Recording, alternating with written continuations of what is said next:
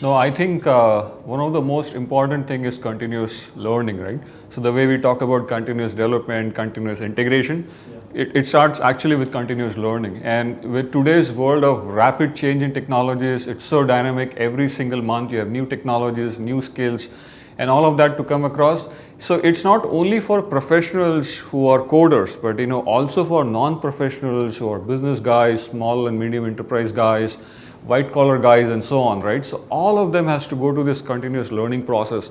Every single point of time you have to know the latest technology, the latest tools, the latest frameworks, the latest skill sets to get a product out, and so on, right? And this is not only for professionals who are doing coding, right?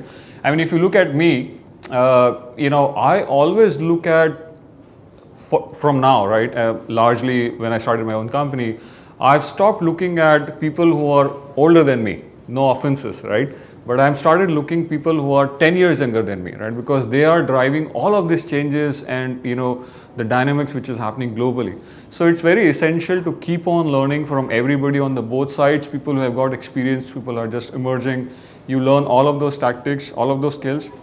And on the coding and technologies, you have to constantly look out for the latest coding skills, how you can automate, how you can make secured, how you can make productive, and how can you make sure it works seamlessly on the hands of the consumers, right? So most of the times people don't have skills, they code, but it doesn't work out, and doesn't really solve that particular problem what you're trying to do.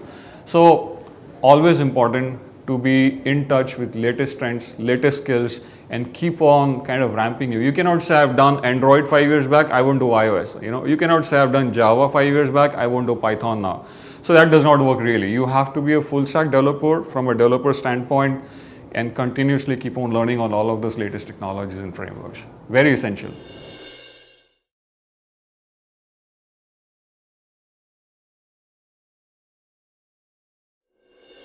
Well, first of all, start coding. And that's the first, easy advice I'll give. Because if you see, lots of bigger companies like Facebook and Apple, they're running kit coding programs. If you see the latest program by Apple, they're running kit programs and so on, right?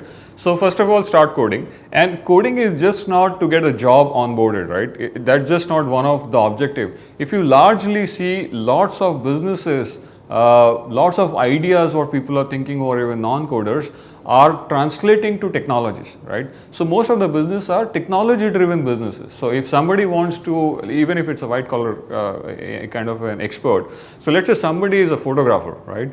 Now photography has to be translated in the hands of consumers, and if you want to do that, technology is the best gateway. If you want to do that, so you have to start coding. At least you have to be able to write a simple app. At least you have to be able to write a simple mobile website. So if you want to do on their own, obviously there are a few vendors who can do on behalf of you. But if you want to do on a continuous basis, on a low cost basis, and you want to be mastered into that, so that when you go and out, lots of things. So in India, this has not been happening largely traditionally, but moving forward, we do see that kind of thing is changing. People are trying to change skill sets, not only from non-coders to coders, but also coders to non-coders, and as well as amongst the coders community, changing from one technology to other technology. And that shift is happening, and that is seen in global companies. That has actually helped many people to go level up than what they were previously, and I'm sure that will also improve the lifestyle and economics in emerging markets, including India. So we have not seen that traditionally, but I think the way technologies are driven, the way technologies are made much more simpler as they were earlier, right? I mean, if you see, anybody can develop an app today as long as you can do drag and drop. There are rapid mobile app development tools. So if you can do that, and that may not be even requiring a very high level coding skills, even if you're a okay developer, you can still get an app out. So, and that will help you are not only to get a job somewhere, not only to think about starting on your own, be an entrepreneur, and so on. So humongous potential opportunities just because you can write a simple code.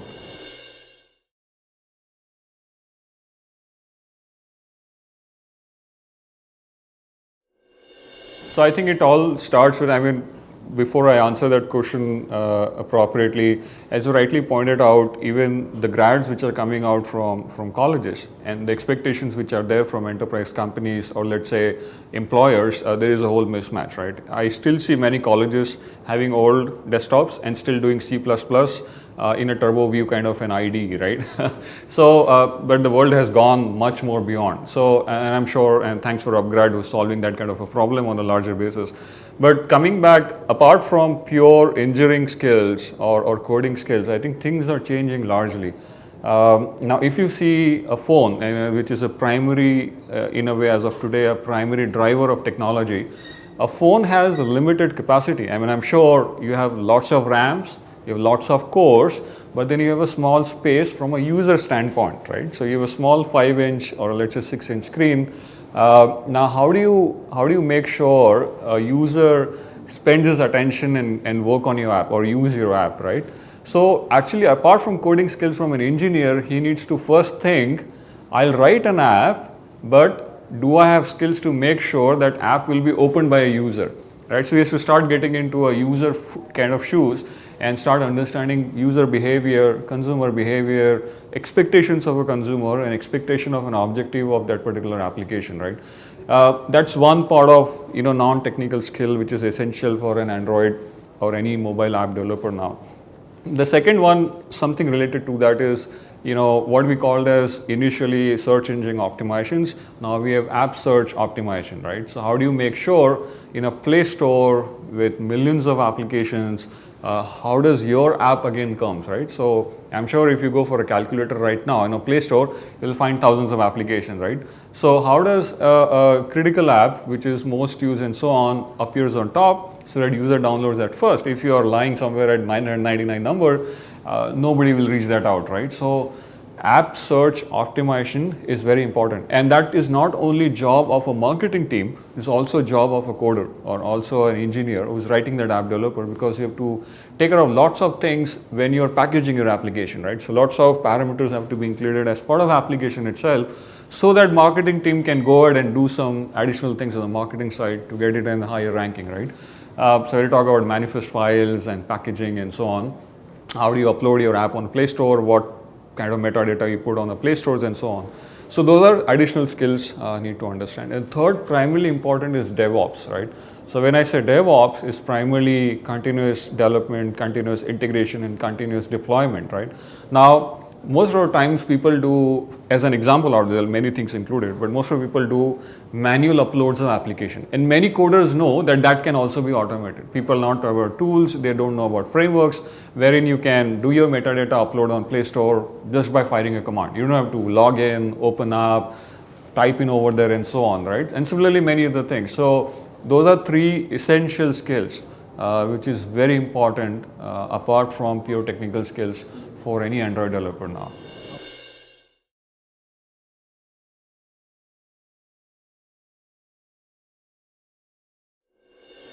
Well, is he anywhere around? I would love to. I would love to get him on board, right? Yeah. So, yeah, I think an ideal Android developer for sure needs to have these three skills in place. Right? I think most of the times, at least in personal case of mine, I'm not looking whether you can write a better code, right? That can be trained, that can be managed, right? And that can be upskilled by using various set of alternatives, right? But can you learn consumer behavior? Well, it has to come very naturally, right? Can you automate, think about automation? It has to come very naturally, right?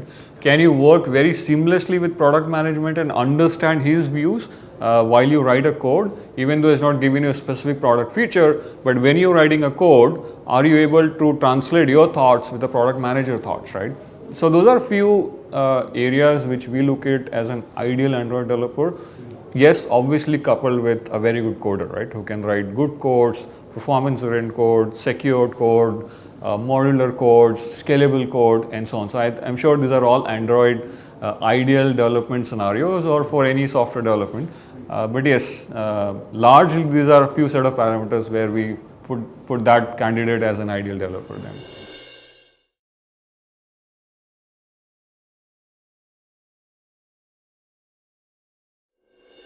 I'll include some of this, what I've already talked about. So for example, one of the, if we start about, marketing and discovery of an app, right, as one of the segments. So there are a few technologies around that where Android guy, or a girl should be aware of while giving a technical interview, right? So what is, for example, Android deep linking?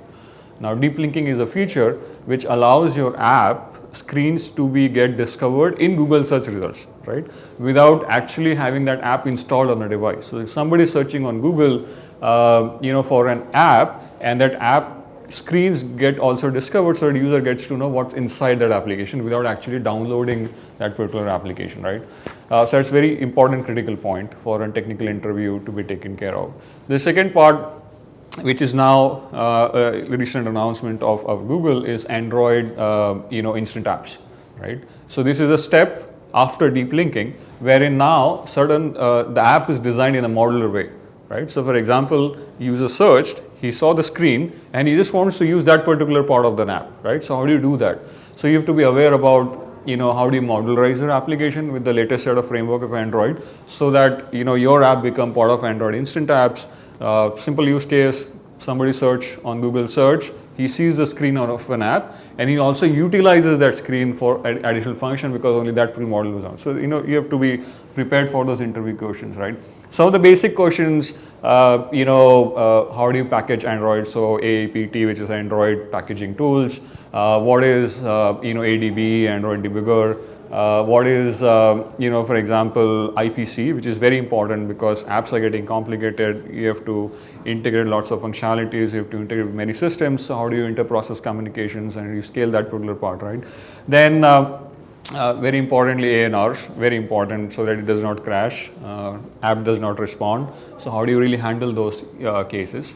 Then one of the other area in the DevOps part is, what are mobile application measurement tools? So we used to have this web app measurement tools, which allows, app developers to constantly find out whether app is crashing in real time while users are using it, right? And how do you support that in runtime? So you have to be very specific and know about how do you handle that, because end of the day, the experience of app in the hands of consumers is what matters.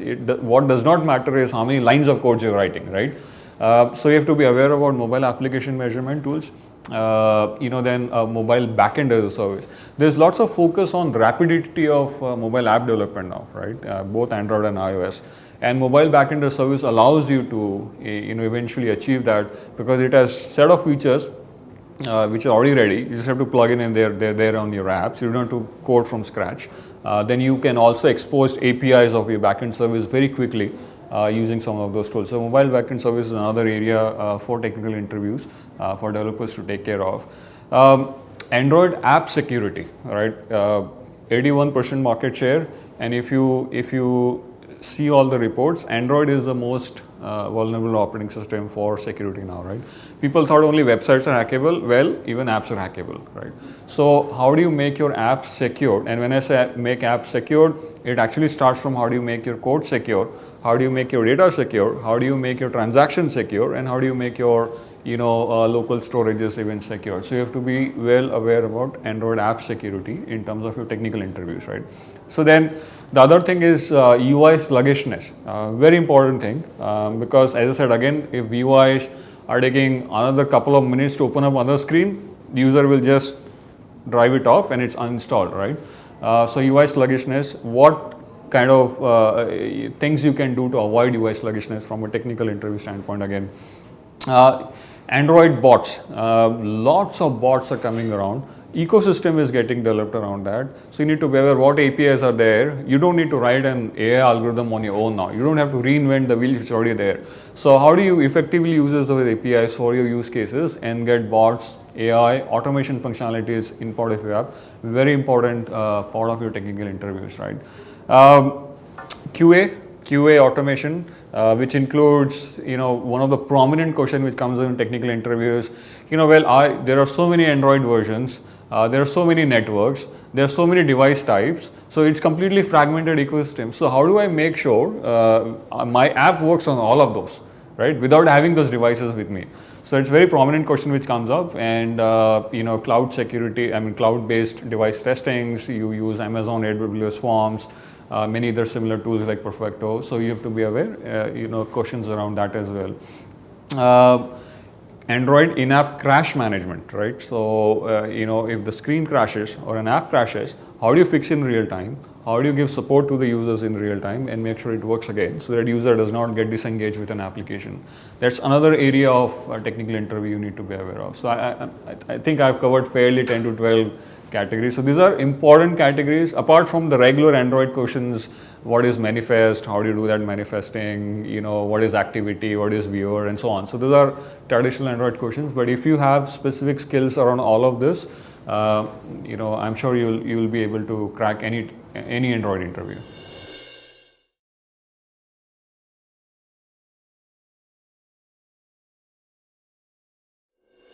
Well, if this question was, let's say, 2-3 years back or 4 years back, then yes, it was difficult to build a larger team.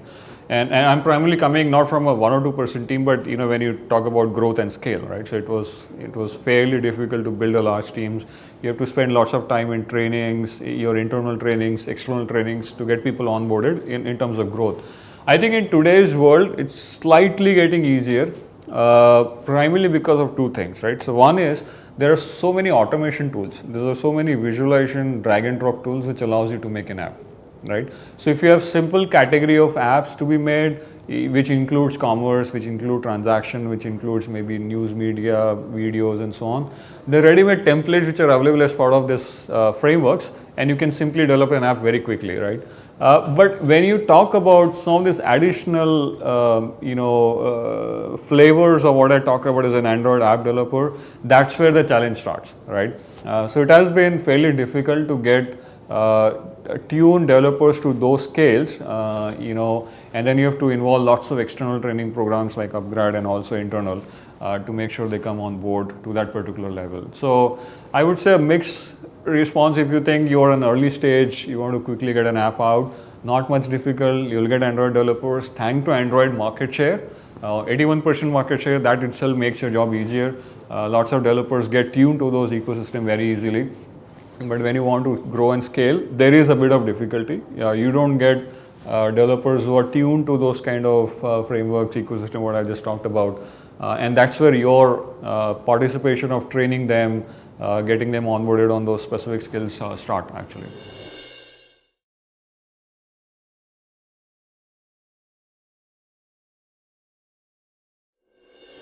Well, I would say I do not differentiate, to be really honest, right? And I would typically go with a person who has worked in a startup, because in a startup, in a very short amount of time, you actually get to learn so many things, even if you're not experienced that way as where you were hired in a startup, right?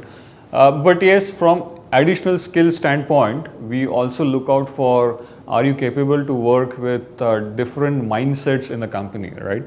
In a startup, you have a team of 40 people to a large extent. If your growth stage, let's say 100, 200 people, but enterprise, you might end up working with thousands of people, right? And then everybody has its own, viewpoints, different methodologies, collaboration is much more higher.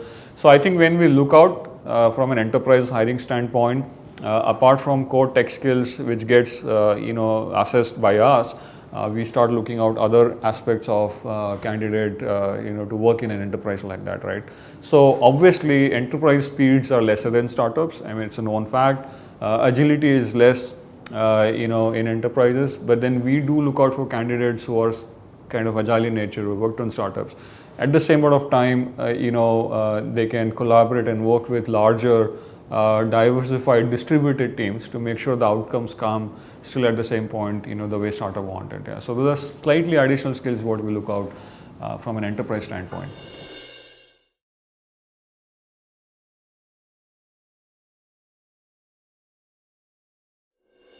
Very important point. I have always said that app is not about code, app is about experience, right?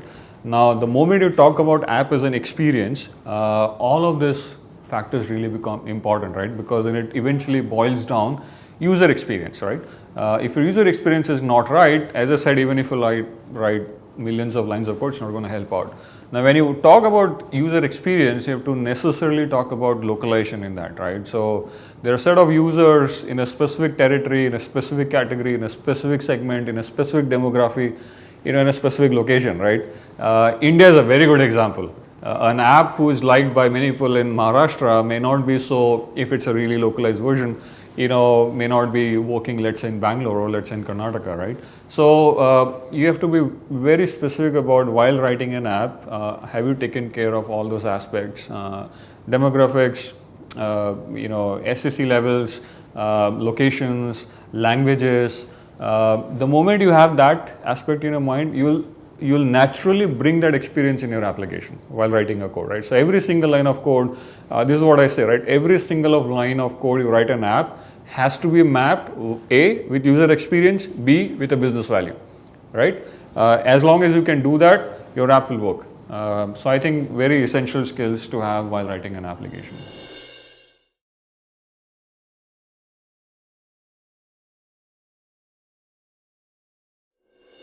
Personally, first and foremost, artificial intelligence. I mean, I have been propagator of artificial intelligence right from 2010. As I told, we did that in first, we have patents around that on mobility. So I think this whole concept of chatbots, AI-based automations, app messaging, using all of this machine learning technology. So I think that's one of the important area and trending a lot. Lots of value, business value, tech value, user experience value to many segments, both in B2C as well as in B2B. Second one, personally, again, I'm very kind of excited about virtual reality.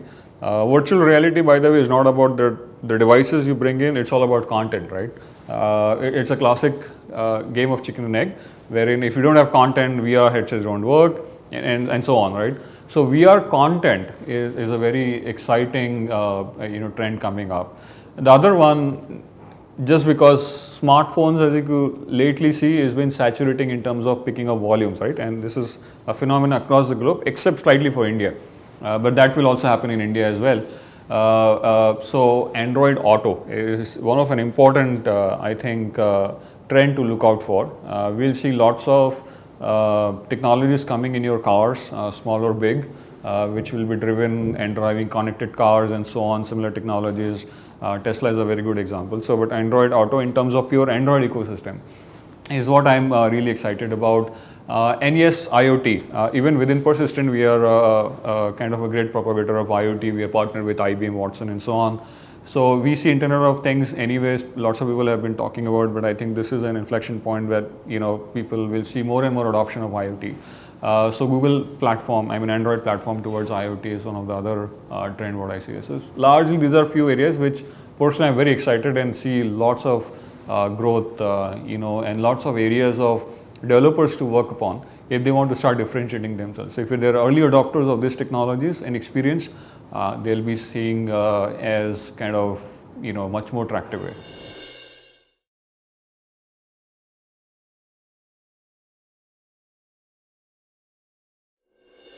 From a Persistent standpoint, it's it is primarily an IT services company, but in product development areas, right? So one of the advantage for a fresher who comes in is, first of all, he gets trained, with partners like yours, and now we have our internal L&D programs as well. So that's where his career starts. He gets trained on those specific technologies. But I think as he moves forward, he or she moves forwards, right? They get to work on an entire life cycle of a project, right? So we do help them to step up purely from an, let's say, an Android app developer to even iOS app developer to even hybrid app developer. We are latestly tuned to all of this frameworks technology what I've told you, so they get an advantage to do that at a very early set, and that's how their career progresses as well. Afterwards, we also see progression from a pure app developers to even full stack developers, right? So when I talk about full stack developers, how do you even cater to web app development categories as well? And that's how, as a developer, your skills start kind of migrating from pure app development to full stack development, and that's how your career also grows. And then at a certain point of time, then we have two tracks of technical tracks as well as management tracks, right? Which is very common to many other bigger organizations as well. And then that's how the personal choices of the candidate also start coming in, which track really wants to go up, right? So if he takes up a technical track, then he gets more refined with and more architecture, solution, latest technologies, latest products, high-end customers and so on, right? So that's where his progression happens from a career standpoint. management standpoint, there are huge teams to work with. As I said, diversified, distributed, global teams, global customers. You get to work with different customers and not stick to just one customer, because that's how IT service companies work. So I think that's how primarily the career of a fresher who joins in eventually spans out with all the learnings which is required in both the tracks.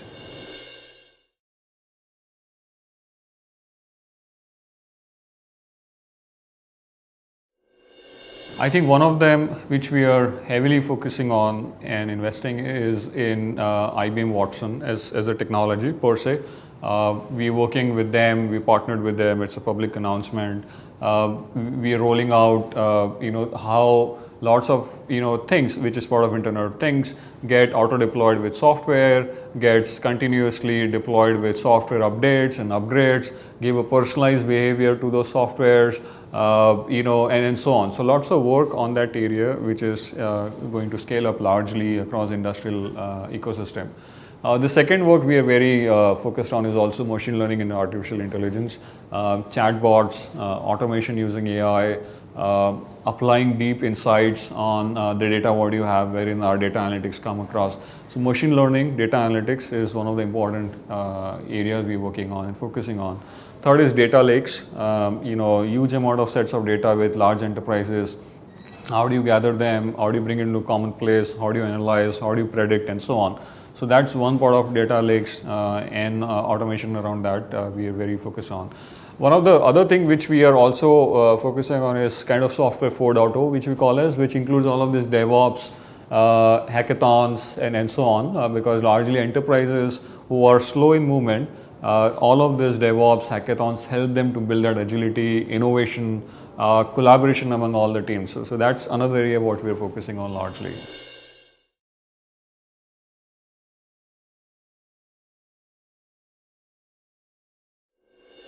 Yes, consumer behavior, rapidity, automation, marketing and app search optimization, and good coding skills.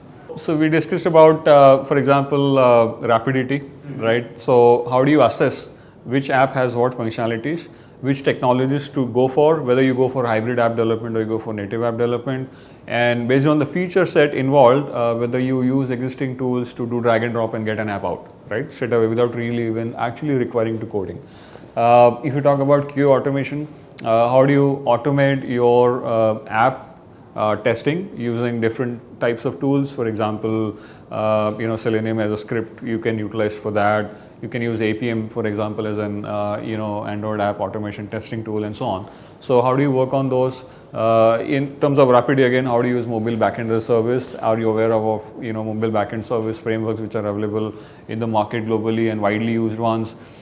Consumer behavior, have you spent around in your last application developments, have you spent time getting user feedbacks on your own, or have you gone through user feedbacks collected by somebody else and incorporated those in your next version of your application? And DevOps, right, how you continuously automate the upload of apps, deploy of apps, usage of apps, app performance management and so on.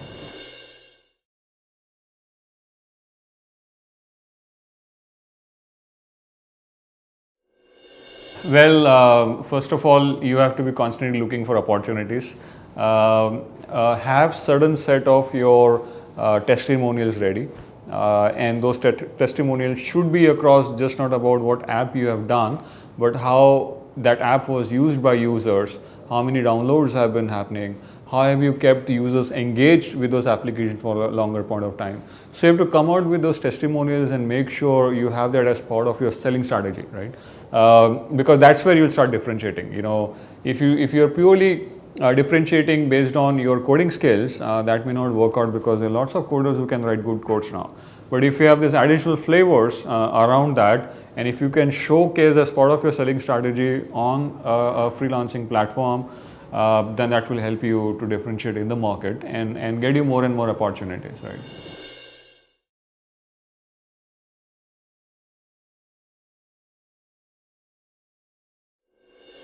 Well, that's $1 million question today. How do you define app monetization? But yes, we all know there are two parts. Is a free app or a freemium app, and then you have a paid app, right? Paid app is fairly simple. Most of the times paid apps are made such that you know you're solving a specific problem, there's a specific need, and you will get paid to get that app downloaded. So paid app is primarily when you get paid when somebody is installing or purchasing your app for the first time. I clearly remember an example in old Android days, there was no task manager built in. A guy came in, built a task manager, and got hundreds of thousands of downloads, and he was charging $1 for that particular application, right? And so on. There's similar stories like TapDeck, who is now an app discovery platform. They also did similarly in their early days, and they got hundreds of thousands of downloads because an OS was not supporting a default feature. Nobody else was doing that. So we have to first see from a paid app perspective whether I'm really solving a very real problem which does not exist in the market right now. If it exists, then you have to start seeing what better features at a low cost you can give up. Because then you have to compete on the pricing level, on the features level, right? And that's how you will drive your paid app downloads largely in the cluttered sector. Now, when you come to freemium, there are many models which are there. Most obvious choice, people go for advertisements. Earlier, you used to see banner advertisements, which kind of sucked up the experience of that particular application, but now you've started at least seeing native ad experiences, right? With that native ad experience, at least people are not so bothered about ads coming in as part of the content. The second model you can start looking at is in-app purchases, which are largely driven by transactions. In-app purchases could be content purchases, could be commerce purchases, anything related to digital goods. And that's primarily driving another example of in-app purchases, gaming applications. One of the largest category of apps which monetize today is gaming applications, right? So out of that, how do you get virtual credits, in-app purchases, and so on, wherein they start making money. And third is subscriptions, right? I think I am personally very much attracted towards subscription models, and that requires great amount of work, great amount of market research, great amount of user research and experience, right? But I think if you get a user subscribing to your application on a recurring basis, there is no business model like that, because that helps you to give recurring model as long as user is using it. That largely drives your monetization. You may have a limited set of users, but then you have a recurring business coming in as opposed to one-time business coming in, right? Which is also similar to in-app purchase, but in-app purchase is very random in nature. You may buy, you may not buy. But subscription is something wherein user commits to pay you every month or every quarter or half a year or yearly, right? I think those are the models. In today's world, if you still see more than 95% apps are free apps, all supported by ads. So it's very, very difficult for people to find out a right monetization strategy, but then it has also to depend upon what's your core offering, right? If your core offering is pure information discovery, well, information is no more a barrier today, right? So you cannot really ask somebody to pay for an information discovery application, right? If you're writing a gaming application, your gaming app has to be so engaging that people are ready to pay you to go to next levels. If it's not engaging, it's not going to work out, right? So in a way, it depends upon what's your core offering in an application. As long as you get your core offering in application right, you have to then model it or map it with the right business model you want to go with that particular application.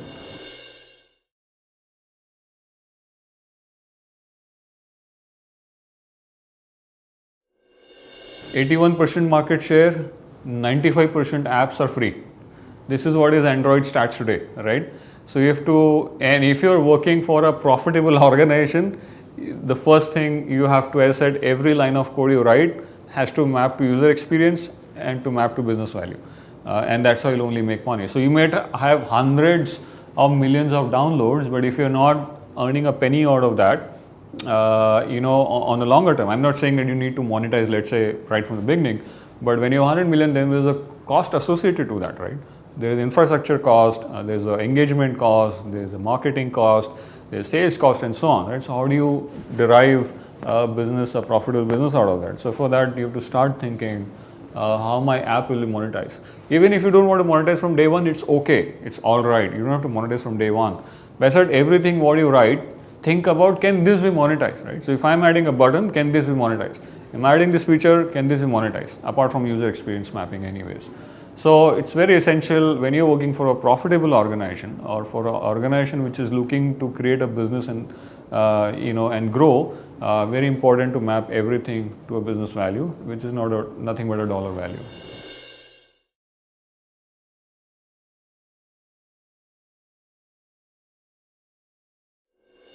Yeah, sure. So, from a monetization standpoint, look out what's your app category. It all starts from there. Once you know your app category, do a market research in that category, how other apps have been placed in the market store. Whether you see apps in a paid app category, whether you see similar apps in that category, in a freemium category or subscription category. So that will give you a market research, right? Well, if you don't have a data around that, then all the best. Take your own judgments, sit with business guys and take a call on that, right? But it's very essential to first decide which category that application is falling into, right? Once you do that, get this market research done. If you don't have market research, take your own calls based on your business value, what do you want to bring in, and then start saying, now out of this 3 or 4 business models, what's the right suited business model for me? And that will again depends upon what's the functionality or what's the offering of that particular application. Based on that, narrow and put up 1 or 2 business models. So I typically say have plan B as well, right? Don't just go with plan A. It may not necessarily happen that and a guy is paying for your application. That's your own judgment and that's your data what you have seen, but it may not necessarily happen, right? So then you start having 2 plans in place for your monetization across all of these 3-4 business models. You keep the infrastructure ready for that, right? So that at whatever point of time you want to go with that particular stage, then you can quickly plug in and quickly try out and beta and see how that is happening. So I think from those 3 models, if you fairly take care of these 3 points properly, that will help you to monetize your app appropriately.